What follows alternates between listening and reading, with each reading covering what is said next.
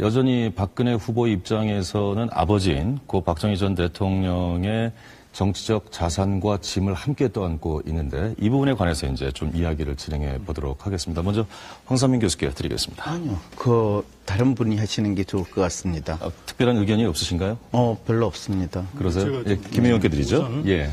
5.16과 유신을 포함한 과거사 문제에 대한 박근혜 후보의 인식과 입장에서 예. 저는 대체적으로 중심을 잡고 있다고 판단합니다. 하지만 구체적인 부분에서는 몇 가지 부족하고 고쳐야 된다고 저는 생각을 해요. 우선은 5.16에 대해서 불가피한 최선의 선택이었다 이렇게 얘기를 했는데 저는 정치적으로 그런 해석을 하는 것은 충분히 가능하다고 생각합니다. 하지만 야권이라든가 묻는 사람들이 묻는 지인의는 정치적인 해석이 아니라 과연 일국의 대통령이 되고자 하는 사람으로서 과거 그런 행동을 법률적 또는 현실적으로 어떻게 판단하느냐, 역사적으로 그런 문제거든요. 그러면 5.16은 쿠데타였습니다. 불법 쿠데타였어요. 그렇잖아요. 일단의 장교들이 무장을 해서 민주헌정을 뒤엎은 거 아닙니까? 예. 형식은 불법 쿠데타였다라는 것을 과감하고 솔직하게 인정을 해야 됩니다. 하지만 쿠데타로 시작을 했지만 18년 집권 동안에 한강의 기적이라고 일컫는 그 경제 발전과 또는 한국인들에게 하면 된다는 자신감 심어주고 각종 산업혁명 그리고 또 의식혁명 엄청난 업적을 이뤘잖아요. 그러면 우리나라뿐만 아니라 세계의 많은 역사학자들이 위로부터의 혁명 5개 중에 하나로 꼽는 거 아닙니까? 메이지 유신, 그다음에 터키, 그다음에 페루, 이집트 나세르, 그리고 박정희 대통령 꼽는 거 아니에요. 그렇다면 박근혜 후보는 저는 이렇게 말해야 된다고 생각합니다. 태어나기는 불법적인 쿠데타였지만 5.16은 18년 후에 죽을 때는 혁명이었다. 형식은 쿠데타였지만 내용은 혁명이었다. 이렇게 얘기하면 맞잖아요. 그게 역사적 평가로. 제가 최근에 자료를 뒤져보니까 지난 1월 31일 내일신문과 디오피니언이 여론조사를 했어요. 역대 대통령 중에서 직무 수행을 가장 잘한 대통령이 누구냐. 박정희 대통령이 46%로 1등입니다. 노무현 대통령이 22%로 2등이고 김대중 대통령이 16%로 3등이에요. 박정희 대통령이 노무현 대통령보다 더블입니다. 더블. 배 이상이에요. 이러면 많은 유권자들이 그런 인식을 가지고 있으니까 제가 박근혜 후보라면 그 불법 쿠데타였다. 하지만 불가피한 쿠데타였다. 그리고 내용상으로는 혁명이었다. 저는 이렇게 얘기를 해야 된다고 생각합니다. 예. 그 여론조사상으로 보면은요, 노무현 전 대통령이 제일 잘했다라는 평가도 있습니다. 그러니까 하나의 여론조사만 가지고 이렇게 재단할 문제는 아닌 것 같고. 또 하나는 중요한 게 아니라요. 전 놀라운 게 자기 아버지에 대해서 나쁘게 이야기해야 된다고 주장을 하시는데 사실 그런 그것도 또 틀린 거예요. 그 말씀도 또 틀렸어요. 제가 나쁘게 얘기하라고 말한 게 아니라 쿠데타니까 쿠데타라고 얘기하라고 말한 겁니다. 그대로 있었던 역사적인 사실을 그대로 인정을 하라고 그러는데 제가 언제 아버지를 나쁘게 얘기하고 얘기했습니까? 그러니까 또 해석을 틀리게 하신 거죠. 그렇습니까? 어떻게 그런 잘못된 해석으로 잠시만요. 예, 알겠습니다. 잠시만요. 제가 좀 정리 좀. 쿠데타와 혁명은 같은 겁니까? 다른 겁니까? 황 교수님, 잠시만요. 제가 아니요. 한번 여쭤보겠습니다. 잠깐만요. 제가 좀 정리할게요. 김진영이 말씀하신 거는 잠깐만요. 네 분 다 잠시만요. 혁명적 변화를 가져왔다는 거예요. 박사님 잠시만요. 예, 알겠습니다. 성공하면 쿠데타고 황 교수님, 이런 겁니까? 잠시만요. 제가 좀 정리를 하겠습니다. 일단 김 의원의 말씀은 그냥 한마디로 정리하면 극복해야 될 과거사 문제와 관련해서 특히 5.16과 관련해서는 쿠데타로 태어나서 혁명으로 죽었다라는 말씀을 하신 거고요. 딸로 하여금 나쁜 이야기를 하라고 했다라고 하는 얘기는 좀 나가신 것 같습니다. 진행자의 판단으로 봤을 때도요. 그래서 의견이 있으면 의견을 듣겠는데 먼저 이 소장님 의견을 듣고 이렇게 생각합니다. 훌륭한 지적이세요. 그게 사실은 처음에 이 논쟁할 때 박근혜 후보가 극복해야 할 과제가 무엇인가라는 거 했을 때 현재 박근혜 후보가 미래에 대한민국의 대통령이 되려고 한다면 어떤 부분을 보완해야 될 것인가에 대해서 우리가 논의를 하는 건데 사실은 지금 박정희 대통령이 쿠데타였냐, 혁명이냐, 구구의 혁명이냐, 그거를 언급하는 것조차도 사실은 이 박근혜 후보의 어떤 자질이라든지 또는 극복한 과제하고 별 관계가 없거든요. 사실은 제가 김진 의원께서 처음에는 혁명이었는데 처음에는 쿠데타였는데 나중에는 혁명이었다. 이거는 너는 처음에 진짜 형편없는 인간이었는데 나중에 훌륭하게 됐구나. 이렇게 들릴 수도 있겠지만은 사람의 입장에서 보면 거의 이 앞에서 이 말하고 뒤에서 저 말하는 그런 느낌으로 받아들이게 됩니다. 또 그것도 나는 그런 의도가 아니었다라고 말씀을 하실 텐데 사실은 이 부분에 있어서 박근혜 의원이 또는 후보가 극복해야 할 과제의 입장은 당신이 누구 딸이냐 또는 당신의 부모들이 무엇을 했냐의 문제가 아니라 현재 박근혜 후보가 직면하고 있는 가장 국민들이 바라는 게 무엇이냐에 대해서 우리가 언급을 해야 되는데 아직도 저는 뭐 5.16의 성격에 대해서 박근혜는 어떤 생각을 하고 있냐 이 부분은 국민들 입장에서는 엄청 화가 나고 왜 지금 우리 미래의 대통령은 과거에 대한 인식 가지고 특히 자기 부모에 대해서 뭐 마치 부관 잠시시키는 그런 식의 요청을 할까? 저는 그 부분은 조금 이해가 안 되는 그렇다면 입장입니다. 제가 질문을 좀 드리면은 그런 논의를 좀 해야 된다고 말씀하셨는데 지금 현재 박근혜 후보 얘기를 하고 있으니까요. 지금 현재 박 후보가 대통령이 되기 위해서 극복해야 될 과제 구체적으로 황 교수께서는 어떻게 보고 계십니까? 가장 중요한 것은 사실은 박근혜 후보가 이미 이 지난 총선에서 사용을 해서 상당히 효과를 봤습니다. 기존의 정치권에서 우리가 보통 국민들이 정치인들이 이럴 것이다라는 데 있어 나름대로 과감한 변신, 특히 뭐 한나라당에서 새누리당으로 바꾸면서 이명박 대통령의 정권과는 다른 차별성을 보여주면서 새로운 어떤 뭐 보통 우리가 한나라당이나 이야기할 때 과거에 뭐 수구 꼴통 정당이다 또는 기득권을 뭐 유지하려고 하는 정당에 대해서 뭔가 좀 다른 거를 시도해보려고 하는구나 그 느낌을 받았거든요. 그런데 총선 끝나고 나자 새누리당 이름 바꾸고 나서 도로 한나라당의 입장으로 국민들에게 보여주고 심지어는 뭐 변신했다고 주장을 하는 그 사이에서도 이 공천 비리 뭐 이런 사건들이 나왔을 때 나몰라야 이런 상황으로 벌어지는 거는 그것은 당신이 새로운 미래를 이야기할 수 있는 정치 지도자라기보다는 과거에 연연하고 과거의 유산으로 계속 당신이 대통령이 되려고 하는 사람 아니냐 이 모습을 가장 뚜렷하게 국민들한테 보여주고 있거든요. 그런 측면에서 박근혜 의원은 이제는 후보가 됐으면 적어도 얼마나 새누리당이 달라질 수 있고 또 당신은 뭐 별로 소통에 어려움이 없다고 그러는데 국민들 입장에서는 저 사람이 진짜 주위에 있는 사람들 인의 장막에 쌓여 있는 거 아닌가 진짜 국민들이 간절히 바라는 그런 것들을 진짜 느끼고 있는가 그런 거에 대해서 충분히 공감하고 표현할 수 있어야 되거든요. 그런데 아니라고 그러면 국민들 입장에서는 저 사람도 여전히 과거의 정치인이구나. 우리가 저분을 앞으로 모시게 될 것인가 말 것인가 이런 고민에 들어가는 거죠. 제가 좀 말씀드리겠습니다. 우선 5.16 중요한 문제에 관한 의견은 제 개인 생각뿐만 아니라 세계의 많은 학자들이 일본의 메이지 유신, 이집트의 나세르, 터키의 케말 파샤, 제 말씀입니다. 터키의 케말 파샤, 페루의 벨라스코, 한국의 박정희, 5 쿠데타, 전부 다 쿠데타지만 위로부터의 혁명이었다. 성공한 혁명 과업이었기 때문에 이거 많은 세계 학자들이 인정을 하는 것이고요. 그리고 저는 뭐 과거를 철저히 규명을 하고 거기서부터 교훈을 얻어야 된다라는 의견에 동의합니다. 과거사에 관한 문제 굉장히 중요하죠. 하지만 너무 그것도 저희가 정확하게 구분을 해서 가치 있는 과거사 논쟁을 해야 됩니다. 예를 들자면 최근에 문제가 되고 있는 장준하 선생의 두개골 문제.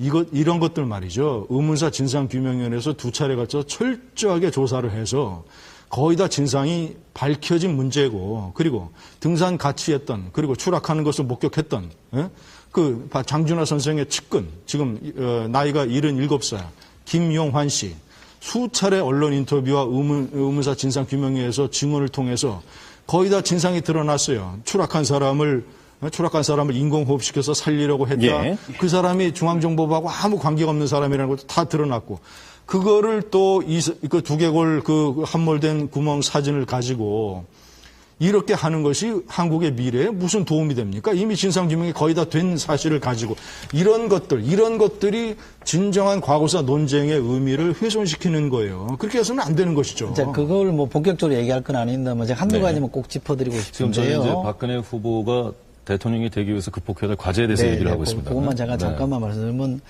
의문사 진상조사위원회에서 다 해결된 게 아닙니다. 그 결론은요. 뭘로 죽었는지를 특정할 수 없다는 게 결론입니다. 그리고요. 지금 말씀하신 김용환 씨요. 중정 직원이 사설정보원이었다고 다 정언한 게 남아있지 않습니까? 그러니까 이게 다 클리어된 게 아니란 말이죠. 그러면 할 수 있는 거 아닙니까? 의혹이 있으면 파헤쳐야 되는 무슨 것이고. 사설 정보원이라는 증언이 어디 있습니까? 이 중요한 자리에서 그런 팩트를 아니, 김용환 씨가 장준하 씨가 오랜 측근인데 무슨 사설 정보원입니까? 그거는 진상조사위원회에서 다 자료로 남아 있는 것들입니다. 무슨 자료로 남아있어요? 그 사람이 왜 사설 정보원입니까? 이건 그분이 따로 굉장히 그렇죠. 아니, 이런 좋아. 식의 의혹을 부풀리는 거는 제가 부풀리는 게 아니고요. 대단히 위험한 일입니다. 제가 그러면 그거는 정권이 그 사람을 사주해서 장준하 선생을 죽였을 가능성에 대해서 언급하시는 거 아니에요? 그런 거 진짜 잘못된 거라 이거죠. 이미 아니, 그 사람이 다 그것이요. 살리려고 했던 것이고 해서 다 김현민, 드러난 거를. 그것이 잘못됐는지 틀렸는지는 유족들이 의혹을 제기하면 국가가 나서서 정리해주면 되는 거 아니에요. 못해줄 이유가 있습니까? 벌써 두 번이나 국가가 예산을 들여서 철저하게. 금실을 안 그래서 했어요. 뭘요? 금실을 제대로 안 했습니다. 사채 부검을 당시에 반대한 안 사람이 했어요. 유족 아닙니까? 그렇죠. 안 저 했는데요. 장준하 자, 선생 끝까지 하고요. 그 문제는 여기서 정리를 좀 짓죠. 네. 아니, 근데 예. 너무 이렇게 단정을 하시니까 제가 말씀을 예, 드리는 예. 거고요. 또 하나는 제가 꼭 드리고 싶은 말씀은 후보가 극복해야 될 점이라는 데는 황 교수께서도 동의를 하십니까? 그렇죠. 그거는 그분의 성격에 대해서 네. 저 사람을 내가 싫어하니까 저 사람의 성격에 아주 나쁘게 해석하는 단순한 현상이지 박근혜 후보가 극복할 과제하고는 아무 관계 없습니다. 예, 그거에 대해서 실망하시겠지만 박근혜 후보가 성격이 바뀌질 리가 없습니다. 대부분의 나 연세가 몇인데 김진 의원 보십시오. 이렇게 생각합니다. 야당이 말이죠. 저는 도리무중이다라는 말씀을 드리고 알겠습니다. 싶습니다. 역시 네. 예, 알겠습니다. 지금 예. 우리가 민주당의 과제에 대해 논의하는 건 아니었죠, 그죠 분명히. 예, 지금 뭐 같이 말씀하셔도 뭐 어떻게 딱 그 주제만 구체적으로 말씀할 수는 없을 것 같고요. 그런데 처음에 예. 우리가 이제 결론을 조금 내는 입장에서 네. 이 박근혜 후보의 앞으로의 과제가 무엇인가라고 할 때 사실은 두 분이 아주 정확하게 지적을 하셨어요. 박근혜 후보께서 당내 비상위원장 되시고 나서 정치 개혁을 말씀을 하셨어요. 그렇지만은 실제로 구체적으로 당 안에서 이루어진 정치 개혁이라는 것이 국민들이 상식적인 수준에서 생각하는 개혁이었고 구체적으로 당이 가지고 있는 정치 부패나 비리와 관련된 문제에 대해서 구체적인 해결책을 제시하는 것이었냐 하면 놀랍게도 겉으로 보여지는 모습이었지 실제로는 거의 구체적으로 일어날 수 없었다는 부분을 김진 의원께서 너무나 잘 지적하셨어요. 이거는 뭐냐 하면 박근혜 후보의 기본적인 특성은 원칙과 소신을 항상 이야기하지만 그 원칙과 소신은 아주 추상적이고 구체적인 사안이 되면 당신의 뜻에 따르면 원칙이고 당신의 고집을 지킬 수 있으면 소신이에요. 그런데 그것이 달라지면 원칙과 소신은 언제든지 달라질 수 있는 이 특성이 있다는 거. 그렇기 때문에 국민의 입장에서는 박근혜 후보가 훌륭하신 분이지만은 저분이 과연 지금 기존의 정치 질서에서 새로운 대한민국을 만들어낼 수 있을까? 그 기대를 가질 수 있지 못하기 때문에 사실은 박근혜 후보의 어떤 외연적인 확장성에서의 한계가 있고 그렇다면 결국에는 과거의 유산을 그냥 고스란히 잡고 있는 상황에서 결국에 상당히 어려운 상황에 처하지 않을까라는 걱정을 한다는 황 거예요. 교수님이 뭐 그랬으면 박근혜 후보가 그랬으면 좋겠다라든지 아마 그렇게 보고 싶은 면을 보시는 것 같은데 사람은 변하죠. 특히 대통령이 잘 변하기 힘듭니다. 아이고, 변하기 힘들다는 것은 뭐 그 개인의 경우에 그런지 모르겠지만 변해야만 한다는 절박성이 있으면 변하죠. 대세론의 함정이라는 것이 안철수 현상이라는 것이 민주당 경선을 완전히 재미없게 만들었지만 박근혜 후보한테는 굉장히 약이 됐다라고 봅니다. 그렇죠. 충격을 줬고 그다음에 현상 유지로 갔을 때는 힘들 수도 있겠다라는 자각을 잠시만요. 박근혜 후보께서 안철수 원장의 등장에 대해서 충격을 받았다고 생각하십니까? 그렇죠. 왜냐하면 물어봤을 때 그분은 아직 정치에 참여 안 하셨잖아요. 그래서 일고에 가치 없다는 짓이 무시했다는 것이 국민들의 인식인데. 근데 후보가 여론조사를 했는데 엎치락뒤치락 하면 충격을 안 받을 후보가 어디 있습니까? 다른 나라에서 오신지 모르겠지만 당연히 받겠죠. 그렇게 시니컬하게 말씀하실 건 아니고 그러니까 안철수 충격이 왔겠죠. 왜냐하면 부동의 1위를 달리다가 어쨌든 어떤 조사에서는 지고 있는 상황이고 안철수 검증이 시작됐음에도 불구하고 표가 빠질 기미가 없지 않습니까? 그렇죠. 그렇다면 이대로 갔을 때, 현상 유지로 갔을 때 대통령이 될 수 있느냐에 대해서 근본적인 회의가 있겠죠. 이것이 박근혜를 변화시키는 동력이 되겠죠. 변하지 않으면 이길 수 없기 때문에. 그런데 황 교수님이 말씀하시는 것은 박근혜는 변하지 않을 것이다는 마치 무슨 단정을 하듯이 단정을 이야기를 할 수 지어놓고 있느냐. 얘기를 하면 그 부분에서는 아주 중요한 안 되는 지적을 것이고 했습니다. 제가 단정을 잠시만요. 그다음에 아까 말씀드린 사람은 변하는 것입니다. 정치는 우리 김대중 대통령이 유명한 얘기했듯이 정치는 살아있는 생물입니다. 그렇죠. 정치는 변합니다. 끊임없이 변하는 속에서 정력을 가진 지도자는 살아남을 것이고 정력이 떨어진 지도자는 퇴행하겠죠. 훌륭하신 지적이세요. 그렇죠. 근데 박근혜가 변하지 않을 것이라는 단어는 주관적인 말씀이지. 지금 한 교수님 말씀의 핵심의 요지는 안 변할 거라는 것보다 제가 주의 깊게 들었던 대목은 뭐냐면 본인의 뜻에 맞으면 원칙과 소신이고 안 맞으면 아니다 이렇게 이중잣대를 적용한다라고 저는 이해를 했는데 네. 맞습니까? 그렇다면 저는 그건 동의합니다. 따로 시작을 했지만 18년 집권 동안에 한강의 기적이라고 일컫는 그 경제 발전과 또는 한국인들에게 하면 된다는 자신감 심어주고 각종 산업혁명 그리고 또 의식혁명 엄청난 업적을 이뤘잖아요. 그러면 뭐 우리나라뿐만 아니라 세계의 많은 역사학자들이 위로부터의 혁명 5개 중에 하나로 꼽는 거 아닙니까? 메이지 유신, 그다음에 터키, 그다음에 페루, 이집트 나세르, 그리고 박정희 대통령 꼽는가? 과연 일국의 대통령이 되고자 하는 사람으로서 과거 그런 행동을 법률적 또는 현실적으로 어떻게 판단하느냐, 역사적으로 그런 문제거든요. 그러면 5.16은 쿠데타였습니다. 불법 쿠데타였어요. 그렇잖아요. 일단의 장교들이 무장을 해서 민주 헌정을 뒤엎은 거 아닙니까? 예. 형식은 불법 쿠데타였다라는 것을 과감하고 솔직하게 인정을 해야 됩니다. 하지만 쿠데타 여전히 박근혜 후보 입장에서는 아버지인 고 박정희 전 대통령의 정치적 자산과 짐을 함께 떠안고 있는데 이 부분에 관해서 이제 좀 이야기를 진행해 보도록 하겠습니다. 먼저 황선민 교수께 드리겠습니다. 아니요. 다른 분이 하시는 게 좋을 것 같습니다. 특별한 의견이 없으신가요? 별로 없습니다. 그러세요? 예, 김 의원께 드리죠. 예. 5.16과 유신을 포함한 과거사 문제에 대한 박근혜 후보의 인식과 입장에서 예. 저는 대체적으로 중심을 잡고 있다고 판단합니다. 하지만 구체적인 부분에서는 몇 가지 부족하고 고쳐야 된다고 저는 생각을 해요. 우선은 5.16에 대해서 불가피한 최선의 선택이었다 이렇게 얘기를 했는데 저는 정치적으로 그런 해석을 하는 것은 충분히 가능하다고 생각합니다. 하지만 야권이라든가 묻는 사람들이 묻는 지인의는 정치적인 해석이 아니라 아니에요. 그렇다면 박근혜 후보는 저는 이렇게 말해야 된다고 생각합니다.